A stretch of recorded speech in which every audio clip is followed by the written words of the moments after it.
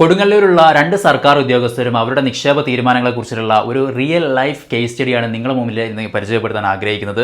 നിങ്ങളിവിടെ നോക്കുകയാണെങ്കിൽ അവരുടെ കയ്യിൽ ഓൾറെഡി പെൻഷൻ കിട്ടുന്നുണ്ട്, സർക്കാർ ഉദ്യോഗസ്ഥരായതുകൊണ്ട് തന്നെ. അതിന് അഡീഷണൽ ആയിട്ട് ഒരു വരുമാന മാർഗ്ഗം നോക്കുന്ന സമയത്ത് അവരുടെ കയ്യിൽ 58 ലക്ഷം രൂപയുണ്ട്. അതിൽ നിന്നും 50 ലക്ഷം രൂപ ഉപയോഗിച്ച് 2 വീടുകൾ നിർമ്മിക്കാൻ അവർ പ്ലാൻ ചെയ്തു. അത് പ്ലാൻ ചെയ്യുന്നതോടൊപ്പം ആ വീട് റെൻറ്റിന് കൊടുക്കാൻ അവർ പ്ലാൻ ചെയ്യുന്നുണ്ടായിരുന്നു.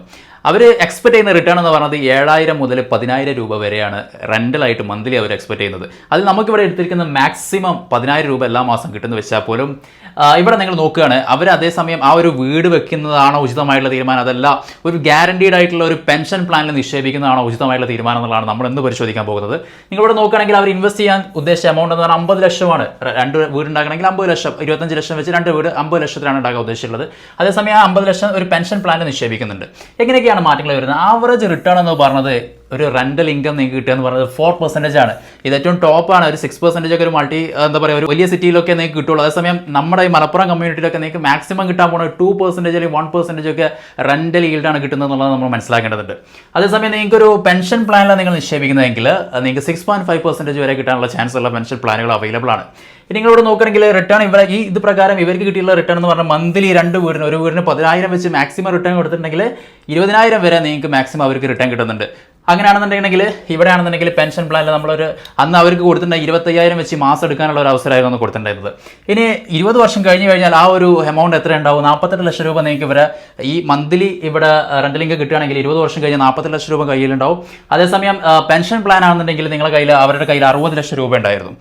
ഇനി വെയിറ്റിംഗ് പീരീഡ് നോക്കുകയാണെങ്കിൽ ഒരു 2 വീട് ഉണ്ടാക്കണമെങ്കിൽ അപ്രോക്സിമേറ്റ്ലി 6 മാസം മുതൽ 1 ഇയർ വരെ സമയം എടുക്കുന്നുണ്ട്. ഇവിടെ ആണെന്നുണ്ടെങ്കിൽ നിങ്ങൾ നിക്ഷേപിച്ച അതേ സമയം മുതൽ തന്നെ നിങ്ങൾക്ക് ആ പെൻഷൻ പ്ലാൻ ആക്ടിവേറ്റ് ആവുന്നുണ്ട്. 25,000 വെച്ച് കിട്ടുന്നുണ്ട്. ഇനി ഫൈനൽ വാല്യൂ ഇവിടെ വീടിന് സ്വാഭാവികമായിട്ട് ഒരു വീട് എന്ന് പറഞ്ഞാൽ ഡിപ്രീസിയേറ്റിംഗ് അസറ്റാണ്. കാര്യമായിട്ടുള്ള കേടുപാടൊന്നും ഇല്ലാണെങ്കിൽ 50 ലക്ഷത്തിൻ്റെ വീട് ഒരു 30 ലക്ഷം രൂപ ഒക്കെ കിട്ടിയേക്കാം ആ സമയത്ത്. അതേസമയം ഇവിടെ നിങ്ങൾക്ക് ഈ ഒരു ഗ്യാരണ്ടീഡ് പെൻഷൻ പ്ലാൻ നിങ്ങൾ നിക്ഷേപിച്ച തുക 50 ലക്ഷം ഉണ്ട്. അതേസമയം നിങ്ങൾക്ക് ഇവിടെ 60 ലക്ഷം രൂപ കിട്ടിയിട്ടുണ്ട്. ടോട്ടൽ 1.1 CR നിങ്ങളുടെ കയ്യിലുണ്ടാവും. ഇവിടെ തലവേദന ഒരുപാട് കൂടുതലാണ്. അതേസമയം ഇവിടെ യാതൊരു തലവേദന പീസ്ഫുൾ മൈൻഡോട് കൂടിയിട്ട് നിങ്ങൾക്ക് ഇവിടെ ഇരിക്കുകയും ചെയ്യാം. ഇവിടെ എന്തൊക്കെയാണ്? സ്വാഭാവികമായിട്ട് നിങ്ങളൊരു വീടുണ്ടാക്കിയാൽ മാത്രം പോലെ അതിന് ആനുവൽ മെയിൻ്റനൻസ് ഉണ്ട്. അതോടൊപ്പം തന്നെ എല്ലാ സമയവും നിങ്ങൾക്ക് ടെനന്റിന് കിട്ടണമെന്ന് യാതൊരു നിർബന്ധവും ഇല്ല. അതേസമയം നിങ്ങൾക്ക് റിക്കറിംഗ് ആയിട്ടുള്ള മെയിൻ്റനൻസ് സ്വാഭാവികമായിട്ട് വരും. അതെല്ലാം നിങ്ങൾ ഓടിച്ചാടി നടക്കേണ്ടി വരും.